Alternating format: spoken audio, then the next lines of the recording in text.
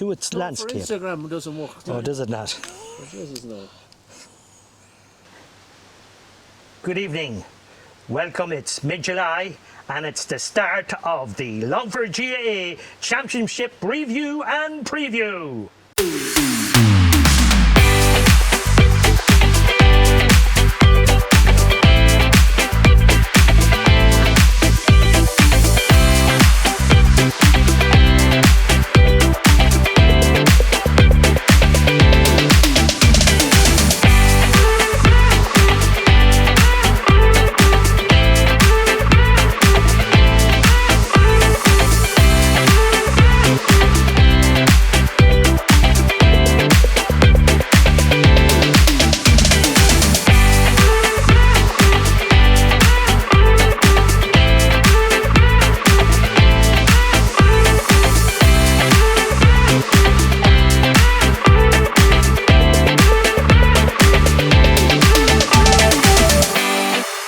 Welcome back to our preview and review of the season 2025. We're joined as usual with Jimmy Jest,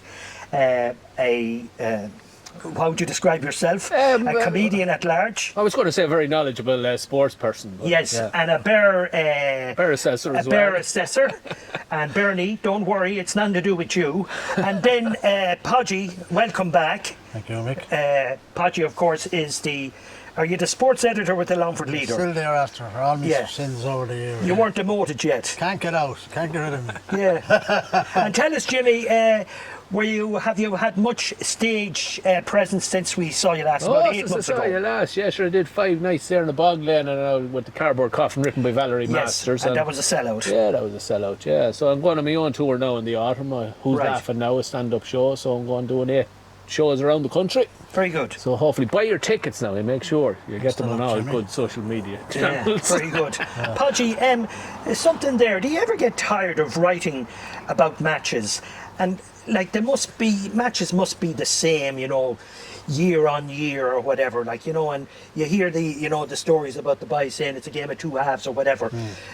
Is there any sense that you could fall into that trap? You're writing the same thing about the same matches. No, you're never really writing the same because what happens in one match is not going to happen in the next match.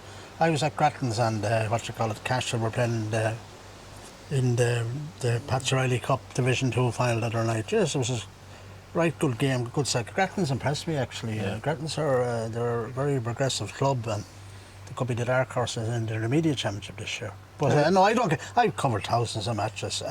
I want to get out, Mick, to be honest. It's a very old job going there. I've only another couple of years to go, so I'll stick it out anyway. And I enjoyed my time with the Longford Leader. But it's a different place to the place you joined. It's a whole hell of a difference. It's all about the internet now, Mick. Yeah. And I mean, the print media is always a battle, but like the paper is still there to be bought. And tell us, Podgy, AI, how's that affecting? Is it affecting your job, or can it make it easier for somebody who can't write to start writing? I could, I suppose, but I wouldn't even get into it at this stage. I leave that to the younger people, you know what I mean? I'll bang ahead anyway, the way I always done. Well, my father died there about 2 years ago, and at his removal we were talking about my father having been in AI 30, 40 years ahead of most people. He worked on a bull testing station, artificial insemination and all that. So people were very surprised to hear that. We're not surprised. No. See what I produce. That's nasty. And uncalled for and unnecessary.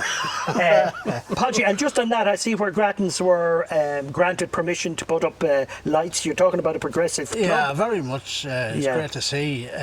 You see, for years, and I'll make no excuses, we used to kind of get ended their best players, Longford Slashers, but their best players are all young fellas that came through a brilliant underage structure, which is paying off, and they have a lovely little club there now, and a fantastic job of them out there, and they're getting the results in the field now as well. So if there's a success story this year so far, it has to be young Grattans. Even at underage, Paddy, they're doing well. You know, there's a great underage structure there as well, and they really are, as you said, they're progressive, and you'd imagine they're going to be senior in a few years' time, Well, that's if the way not it's this going. year. You know, If they're in the mini championship, they go senior. yeah. You know, so could be joining their neighbours in the top flight. There you go. You know, Very good, lads. So Or swapping places. no, don't say that. Jimmy. before we get into the previewing, maybe a couple of comments on some of the big achievements over the year. The minor hurling Yeah, win but- and the minor football wins. The hurling, my young Jimmy, lad was we- on it, so yeah. I know a bit about that. But great win for them in the Celtic Challenge, the Bet Fermanagh in the final of that. There were 6 teams in the group, and the topped the group, bet everybody, and met Fermanagh in a final in Breffni Park there about a month ago or that, and a great win. But credit must go to John O'Brien, to John Newman, and to Bart Handley there. The 3 lads put in huge work with these lads. Like, they're going since January with gym work and strength and conditioning and on field, and you know, bringing them up to head. I think they played 12 games overall between challenges against Dublin teams, brought them down to Clare to play games. You know, huge work and a huge panel of lads, and it's great to see, like, our 3 clubs, they've a panel of 26 to 27 lads there, you know, all Longford lads, all wanting to play hurling, and great progression going on. And also, I know by the time this goes out, the under 15 county team will have played their final, and the Hibernian Cup, they're playing Fermanagh this Thursday, which is, it'll be the 10th of July. I don't know, we'll know the result by the time this goes out, but there you are again, you know, huge work being done there as well, so it's really brilliant. Podgy, the minor team win. Yeah, you had to handle the young fellas because they were very unlucky to be knocked out of the championship. With me, they should have gotten a free actually right at the end. It would have been a 2-pointer free. They could have won the match with them. Now, it would have been a bit of a steal, but they decided after the game they were going to go for the C championship. But the young fellas, it doesn't matter what grade it is. It's still an All-Ireland in their eyes. Actually, my own nephew was playing, Dermot, Tom's son, Lord mercy on him. Yeah. And as I say, great credit to the manager, Joe Breslin from Carrick-Edmond. I think Gerard Carberry was involved as well, and a few others. And they never said die this thing. They were beaten against Sligo, they came back and won. They were very tight against Carlow. And then in the first round, they won. They beat Fermanagh by a couple of points up in Rosslea. And then the final, well, they won the final convincingly because they were nearly too strong for the C. But you see, this winning mentality, Longford don't have it. And even if we have to start at I won't say at the bottom, but we have to start somewhere. After the match, we spoke with Joe, and we'll just listen to this now for a few minutes.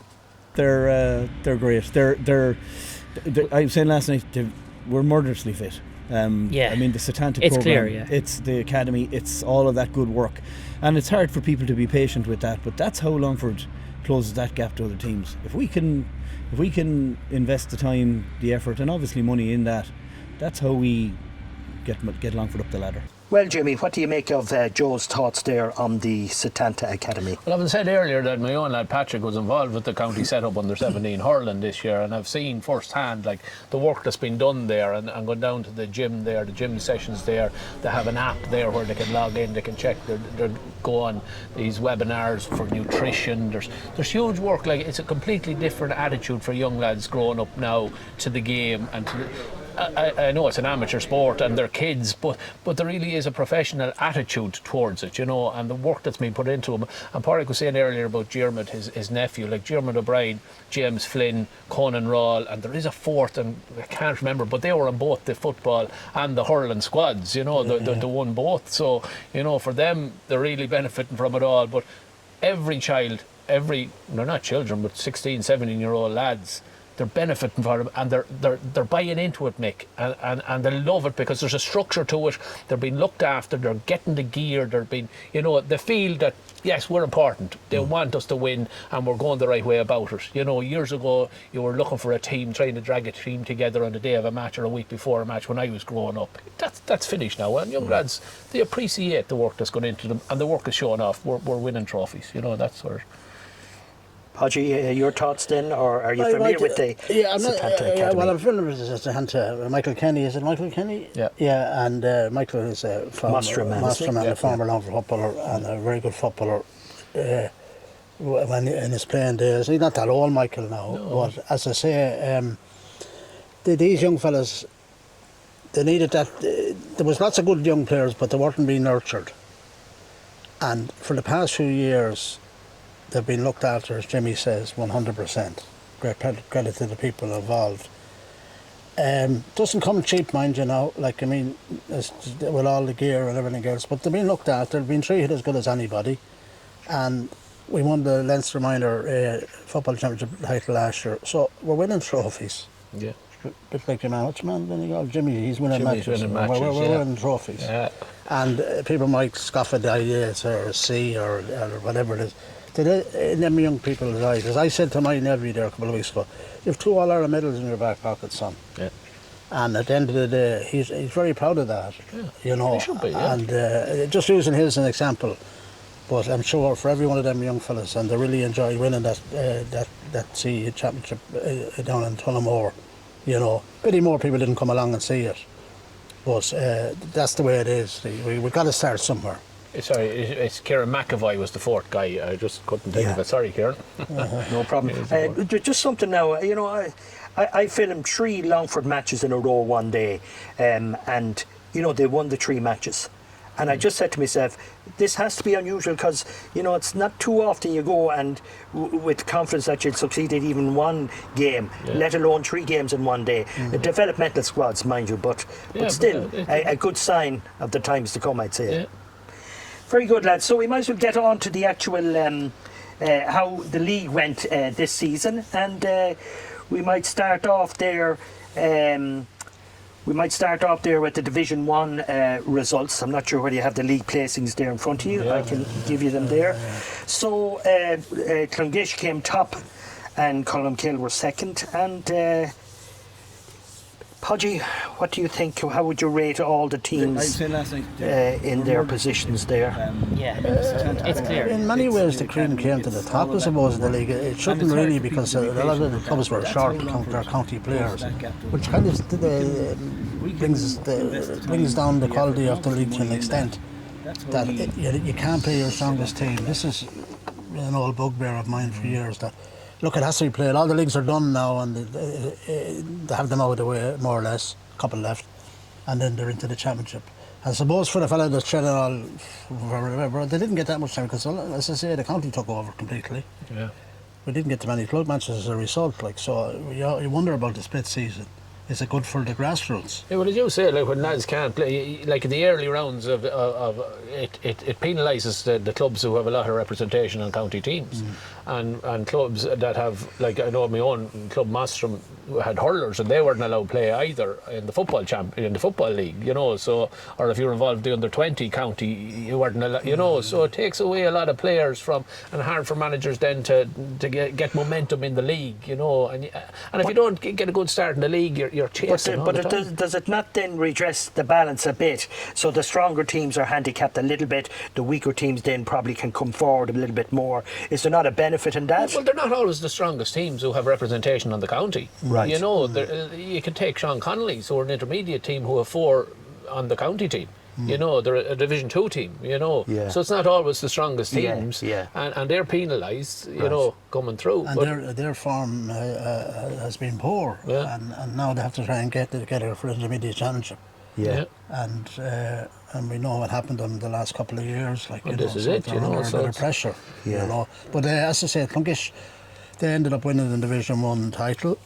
They have the best players, I'd say. Nobody can argue with that. Whether they play to their potential when it matters remains to be seen. They also won the Leader Cup. That's two of the 3 main ones won. Yeah. And now they're going for the clean sweep, which is the big one, the one that I think the last one in 2009.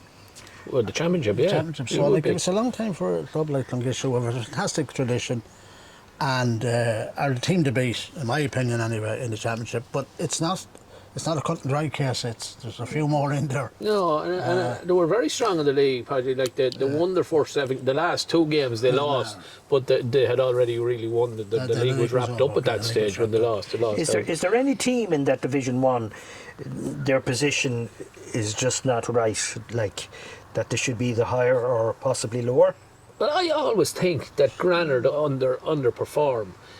You know, like the last 7 games in the league, they have some very good players and some very good young players. And Gallagher then. Yeah, and Gallagher, who didn't have the hardship of, well, not the hardship, but didn't have the pressure of playing with the county this year, so he could give more to the club. But I always think Granard there's something, they should be performing better. Like they won the league last year, you know, but this year they're second from the bottom and just won a dogfight with Dromard to go down to Division 2. So for me, Granard were a disappointment in you know, I thought they should have been 3 or 4 places. I thought they should be a top 4 team, maybe top 5 at least. You know, they're struggling in 9th. Roger, you any views? I think the way it turned out that the 4, we'll call them the main contenders for the championship, finished in the top 4. Columkill, they were beaten, but they were short a lot of players, you know, so I wouldn't read too much into that. The Leader Cup final. Abilara, they came out later on, got into the semi-final, and then the other team was Mullinachta. Now, Mullinachta, write them off at your peril, in my opinion, because they have the experience. And there's no substitute for experience. But I'm just looking at their team, Marek, in the last game they played. Like they're the same lads, aren't they? You know, I know Niall was gone from midfield into the full back position there. They brought Emmett Brady back into the half back line and rejigged them a little bit. And Michael Cunningham back in corner back. But the same faces. You've got to give credit to Mullinachta for the amount of times they keep coming back. And as you say, write them off at their peril. You know, and there was another team there that I thought might have a bit of a squeak. Just looking at that table there, Jimmy. You have dark horses there, obviously, in Carrick Edmond. Now, we all know what happened last year with Carrick Edmond. Hopefully, we'll never go back to that scene again, because it held up the championship. Through no fault of Carrick Edmonds, I'd have to say. The blunder was made, and it was probably never been made, but it came to the championship, in my opinion. But it's topical at the minute because look what happened to Croke Park on Sunday. You know, the point, and that's how it can. You know, and you're talking about a club match in Longford where a point wasn't a point or was a point or whatever. It happened with 82,000 people in Croke Park with umpires with technology, so it can happen. You know, and it just shows the frailty of humans. I mean, if Kilkenny had lost by you know, you'd have the chances. Yeah, but they were going for a goal instead of going for 3 points. down, and they're only really 2 down. Yeah. You know? So the same thing happened with Carrick Edmond and Mullinachta, you know. Carrick Edmond, they'll make it difficult for most of whoever is in their group. They'll make it, and then of course let's not forget Kilo. Now, they're in the long grass of every other team was. You know what I mean? Yeah. You wonder were they that bothered in the league. They were putting up big scores and then letting it slip. Mickey Quinn is still there guiding them, you know. Great player, great inspiration to anybody, to any team. The only thing I'm looking at that is 3 of the top 4 are in Group 2. Yeah. So 3 of the top 4 there are you know, that's a tough group. That's a tough group. You know, and they're along with Slashers as well. And Rathline. And Fadman, you know, so that's a tough group to come out of there. Yeah. You know, they're going to be taking points off each other, those 3 teams. So Columkill got away there and Kilo got away in the other group. Well, they didn't, Jimmy, because I think who else? You have Columkill and you have Dromard, Mastrom, Kilo, Granard and Carrick Edmond. Yeah, no. Someone's going to lose out there. Well, yeah, they are, but you know. We'll take it. Edgerstone is going to struggle. Edgerstone are struggling this year, and Dromard. You have to look at Edgerstone and Dromard being the 2 who are going to miss out on a quarter final. You'd imagine. Yeah. On form, like. But you can't write Dromard off either. Yeah, but they're just now. They're low on numbers. They were saying they're just getting hard to get. Injuries just hitting them hard too. They can't afford to lose anybody. Well, the ultimate competition then in the Division 1 was the Leader Cup final. We'll just have a look at the highlights here now for a short while.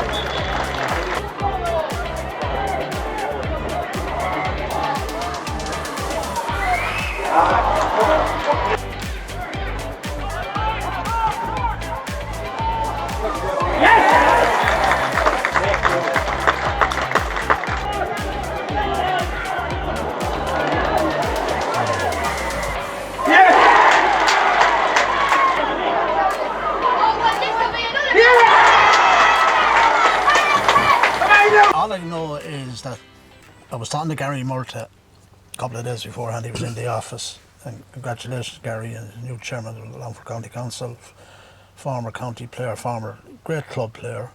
And Gary says the Leader Cup, we haven't won it since 1990. That's a trophy, a prestigious trophy that we'd love to win, and we'll celebrate if we win it. Oh, yeah. Now, I just thought at the end, when Clongaish won it, that they didn't go mad. There was no scenes of... No. That's like Grattan's last week. Grattan's wins the Pats Riley. And they're as if they're after winning the junior championship all over again. I suppose that shows that the goal for Clongaish is the big one. That's the big one this year. There's no doubt. You know, it's a sort of a incremental, you know, step-by-step approach, and this is just on the way. It's on the way. And it wouldn't be the end of the world if they'd lost, because they won Division 1. Like, they were the best team in Division 1. Yeah. Leader Cup's the top 4 competition, you see, Mick. Yeah. And it's, you know, it's an old trophy. I often wondered, why would they not just give the Leader Cup to the team who finishes top? It's still as prestigious to win the top 4, fight it out have then. Your final. Yeah. So why even when they had 2 going straight through the final? I suppose the Leader Cup was all seen as a stepping stone for teams that were making progress, but just needed a trophy to push them on to drive it on. And but Clongaish was after winning those 2 trophies, so... Lads, there was something there in that match, and the role of 2 things really, the 2-pointers, and I'll get to that in a second, but also the goalkeeper coming out. So, you know, Clongaish goalkeeper Joe O'Brien came out, and I think, did he score a 2-pointer at one stage? But yet, Colin Kill's goalkeeper, and another stage came out, but lo and behold, Clongaish got the ball and they scored. Into the empty net. Yeah. So, the role of the goalkeeper coming out, is it a big thing? Is it... But you look at Joe O'Brien last year, before the rules changed, Joe O'Brien was coming out, and Joe O'Brien was scoring from play, and did several games last year. So it's a personality thing as well as a rule thing, you know. Noel wouldn't be... Well, he was an outfield player most of his life, you know, and he's in goals now. But then it might be, Gerard Carberry might be saying, don't come out, or, you know. It suits some goalies, it doesn't... Like, it suits the likes of Rory Beggan and them guys who are big strikers and big... But then the rule changes as well. In your own half, you can't pass the ball to the goalie. You know, a defender can't give the goalie unless they're in the smaller parallel at the back then. Yeah, but you can't pass it to the goalie if he's out until he goes into the opposition half, and then you can pass it to him. Yeah. So, but then he's so far removed from his goal. Yeah, so that's the risk you take, you see. Yeah. So that's a choice the mentors have to make. Very good. You know. The 2-pointer then with this championship season, like the one player I look at in terms of 2-pointers is Clongaish's Matthew Carey. Like, and he scored a few there, didn't he, in the Leader Cup? He did, and from frees, I don't know if he got any from play, but he can get some from play as well, sure, look, he's clocking up scores all year. So the 2-pointers, like I know from looking at matches myself, they are making a huge difference, like in matches. It's a new dimension. It's far more entertaining with the 2-pointer. It's the one thing, I think people are actually ignoring nearly everything else. Yeah. Well, you look at Clongaish, like in 9 games, there's 201 points with the goals, like that's an average of over 20 points in a game. Yeah, you know, that's and I'd say average. they probably had the most 2-pointers. Would I be wrong? But Matthew Carey was doing it for Longford, all through the league and the Dalshin Cup. He was doing it, you know, and for a lad like him who was doing it before the new rules, it's great for him now to be benefiting from it. And Darren Gallagher is another one who will benefit from it. And if you have a big hitter who is accurate and able to, you know, you're going to benefit from that. You know, not every club has those guys. See, Clongaish have another couple of aces in the pack there, and then Michael Flynn can also do it, and Jack Duggan. Duggan can do it. So, I mean, when you score in power like that, most clubs depend on one real good forward. That's the thing, more than that. Yeah. So, lads, when we get on to Division 2 then, if you can see the league there, same story. Are there teams there that you think should be higher and some possibly lower, surprising you? Well, if you look, Carrickmon and Killaloe, they're their second team, so I suppose you could discount them to finish the bottom, and Carrickmon were relegated, and amazingly next year Killaloe will have two teams in Division 2 because they won Division 3, so there are two teams in Division 2. But from being at games, because Mostram were in that division, and there was a lot of the Mostram, I think it's fairly accurate, the table. I saw Cashel against Mostram the night they won the league, and I was very impressed with them. Gary Kenny has a lot of work done with them. He has a lot of work done. Andrew Fard was immense, big man. He was up and down the field. He was defending. He scored a goal earlier today. So and Grattan Grattan beat them in the Patsy Riley Cup. They're coming on good. Ardham I do are looking good. Father Manning Gales. Who's in charge of registering this year? Jack Lynn. Jack. Jerry's not involved. Jerry's not involved this year. No, it's Jack. Yeah. But Mostram did lose Dara Doherty and Porrick Joyce, Seamus Hannon. Lost a lot of the man Brian Farr. Brian Farr. But this year alone, they lost those two. But there's nobody there. Again, as we said earlier, Connolly's are disappointing, That's a false position. To lose 7 games in the league. Daniel Reynolds has a long-term injury, and he's very key to their chances. He's supposed to be, he'll probably be back, but it won't be back for... You see, the Intermediate Championship is a dog-eat-dog one this year. Yeah. It's 2 groups of 4. You lose the first game, you're under serious pressure. Do you know what I mean? So they'd want him back. Well, like 2 of those, Mostram and Father Manning Gales, are playing in the senior championship. They're in the senior. Both of those are in the senior championship. So they'd be seen as... Yeah. They're 2 go down from the senior this year. 2 go down. So and the general opinion and the talk is that they'll be the 2. Yeah, 1 from each group. Yeah, Mostram and Father. But there's a round robin now on the relegation. Rather than having 2 matches, they have to play a league to get the... Yeah. So they should end up getting the 2... we won't call them the poorest teams.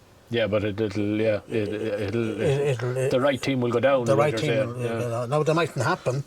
Yeah. But the senior championship is strong enough. But it was meant to be down to 11 teams this year, but because of the controversy, that didn't happen this year. It was meant to be down to 10 teams in 2026, so they're probably a year behind now, whereas they're trying to get it back down. I wouldn't be bringing anybody up from the Intermediate Championship myself. That's my own opinion, because they're going straight by. But then you don't incentivise intermediate, like. Yeah, but you see, intermediate, every team that came up from the intermediate last year struggled at senior level. They do. So why don't they leave it for this year, and then the following year you'll have your 10? Yeah, but if you put everything into winning your intermediate championship, there has to be a reward, Podgy. There has to be. Yeah, but I still think it's like Father Manning Gales now. It's going to be a serious struggle for them. Yeah, but over the next 2 years, if you put 2 down, 1 up for the next 2 years, then you're down to your 10. Lads, Cathal McCabe, I know he's injured at the moment, but there's talks that he will get back at some stage in the championship. How would you view his role in Colmskill's chances this season of winning? You will see Colmkill, when I look at Colmkill, they've no one standout player. Cathal is a very good player, and there are several very good players, including Jack Mackin, and you have Cathal Riley, and they have several, very good players. No standout player, but very consistent across the whole field, and Cathal would add to that. And I didn't think last year he performed as good as he can in the championship, but on his day he's lethal, and if they can get him back fit, it's an extra string, and Gerard Carby will be hoping that because it's a long championship, you have 5 tough games in the so they'll need everybody. So a fit Cathal McCabe absolutely is going to benefit Colin McCabe. And I think any good performance on for this year, Cathal McCabe was central to it, because he was seen as, he's small, but he was seen as a sort of little target man. We call it a little target man, and his passing is impeccable. Like, he sets up scores left, right, and centre. Yeah. We talked about Big Niall was the great one, but he had the power and the height. Big Niall Sheridan, as we call him, Big Niall. And now you have probably the smallest full forward in the country. Yeah, but he's a dinger. He's some engine now, and he loves to run at the fences. And you get a forward run to the fences, your defenders are going to be in bother. Simple as, things are opening up, and that'll create a spell. Now, Cathal Riley, he played very well, I thought, in the Leader Cup final. Yeah, Cathal has come on well. But he'll give you 100 all the time. He's very consistent every day. Yeah, he'll produce it. They were shorting on the 2 Mackins, Jack and there was our Finney Howard as well. Yeah. So they have a few injuries. Big Fergal came back. Fergal Sheridan, but he hadn't played in a while. Scored, did he? He did, yeah. He got a goal. He got his customary goal. You know, the high ball into the box. That's it. They'll land them in there and he'll do the job. You know. Very good. One other player, lads, and we leave it at this. We'll leave it at that for this session. Is Dylan Farrell, Killashee. So, how important is Dylan to the Killashee's hope of championship success in the intermediate championship? Jesus, he's unbelievably key. Like, you know, he could be the difference between Killashee qualifying or not qualifying, because his quality. He's a two-pointer man as well. Like, you know, but there's also another guy there. Coming, right, good player. He's the corner forward. What's it? Paddy Mullen. Oh, Paddy, yeah. For the 20s, very good. So they're two. Again, if you have good forwards, you always have a chance, Mick. You know what I mean? Like you can defend all day, but these fellas open you up, and that's it. Now, that's a very interesting group. That they're in. They're in with Ireland, and Conleys. Yeah. And Grattans. Yeah. Now. It's a tough one. Could be only 2 from 4 there. Yeah, the 4. I wouldn't know half Ireland I do either. No, Ireland I do. Liam Keenan is training manager of Ireland I do. Is that correct? Yeah. And you were talking about Darryl Carrigy there, Mick. Ireland I do. Like he's an experienced player. Killian Farrell as well. Yeah, like they're coming well. You know, Keenan has them. He's passionate about art. You know. Very good. I don't know about the passion for my do, but he's passionate about art. And folks, just in case you think we're forgetting about the junior championship, I think there's another. They're not starting for a week or two yet, so we'll get to them in future episodes. So lads, we're nearly there now. Apart from reviewing the first round of the senior championship, can I ask you the perennial question? Who do you think is going to win the championship? And if we can give the procrastinator in chief a couple of minutes to think, Jimmy, who would you think? You've only one now. Pick it, and not your own team. Not your own team. You see, we can say it. We can just no. But I'm not saying my own team. Uno. Right, you just want an answer. Yes, one. Right. I got it right last year. Remember, I said we're always right at least once. I'm going to stick me house on. I'm going to stick my house on Columkill. Very good, Podgy. Well, I won't hold you up here now because Clongish is in my head. Actually, it was Columkill that bet them last year, but in the quarter final by a couple of points. Not between them, and they'll be not between them again. And I can see them as being the main contenders against Clongish, but I'm going to go for Clongish because the longer it goes on for Clongish not winning the championship, the doubts will come into their mind. They're after winning the 2 leagues now, and now's the time. And might be a year off it. I don't know. I think I don't. It's hard to know, Jimmy. Like to say some strange results up in the park, like down there. Oh yeah. Jimmy, did you see a pig fly over the roof there? Because we got an answer. Podgy has committed himself to Clongish. The first round of the senior championship starts on Friday, July the 18th. Group A. Edgerstown C&D Pet Food or Divine Park. Columkill versus Carrick-Edmond. Podgy, what do you make of that? Well, if you're to believe Jimmy Connell, there's only one winner here anyway, because he seems fairly confident that Columkill are going to win the championship this year. Oh, the traitor. But Carrick-Edmond, it's hard to know what to expect from Carrick-Edmond. They play it's a fast-paced type of a game under Eugene, like, you know, and Eugene gets the best out of any team ever managed, like, you know. But if Columkill are missing the players that they were missing so far, they might be in a bit of bother, but I still think they'll probably just have enough for Carrick-Edmond. So I'll go for Columkill on that. Group B then, Kilo, Emmett Park, Clongish versus Longford Slashers. Jimmy? Yeah, look, when they met in the league, Clongish won by 8 points, I think, on that day. I know Slashers have a new manager in place, and I know it takes time for it to blend in and get, but I can only see one result in this. I think it'll be an easy win for Clongish in that first round of the championship. I think they'll win. And just on that, Conor Clark is after coming from the ladies to the men. He's a manager of Slashers. He won the All Ireland Club he guided them to the All Ireland Club in 2022, I think it was. Probably was. Yeah. So he's now he was a player up until last year. Now he's a manager, so that's a different ball game. Yeah. And but he'll be doing his best. And you know, it's just a tough opener. Tough opener for Slashers. Also in Group B, then Dromad Park Ningale, we have Abilara versus Father Manning Gales. Podgy? there can only be one winner here. Like, this is it. This is Father and Gales. Someone has to come up. Father and Gales are now back in senior. A few years ago, you put your house in them. It's not the case anymore. The times have changed. This is an easy win for Abilara. And then on Saturday, Jimmy, Group A, Auchnacliffe, McGee Park, Kilo versus St Mary's Granard. I think this will be a tighter game than maybe a lot of people will think. When the man in the league, Granard won that one. They won by 2 points in the league.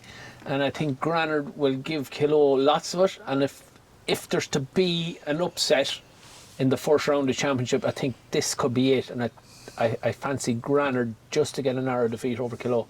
And still in Group A, Podgy, Bannalee, Maguire Park, Dramard, Clay, Mostrom.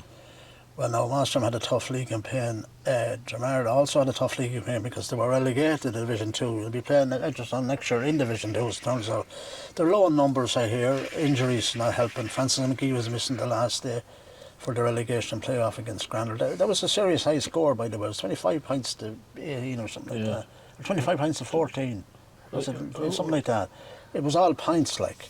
But it's going to be a battle for Dramard this year because they don't just have the numbers.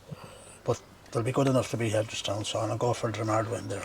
And then lastly, Group B, then Jimmy, Slashers, Fay Park, Mullinalocht versus Rathline. Yeah, again, they met a few weeks ago in the league, and Mullinalocht won that one by 3 points, I think it was. Rathline need to get a win somewhere. It's going to be tough for them, but I can't see them going to get it here. And I don't think Mullinalocht they'll have everybody right for their first game. They may suffer later on in games, but they should have everybody fit and ready for the first round of the championship against Rathline. So I'd say it'll be a 2 or 3 point win for Mullinalocht. I just want to inquire whether people are familiar with an air code and the use of a great app called Maps, because we have a member of staff here, a member of the team here, who's unable to use either the phone or the maps. And apparently Jimmy was just saying once he reaches the edge of the Longford town, he's lost. So if you see Podge O'Brien lost and bewildered, would you mind helping him and maybe giving him some direction? He loses the Wi-Fi signal. God. No good on the maps now. Well, folks, once again, we've now come to the end of our preview session number 1. We'll be back here after the first round matches for session number 2. So once again, I'd like to thank Jimmy Jess for his contribution and Podge O'Brien.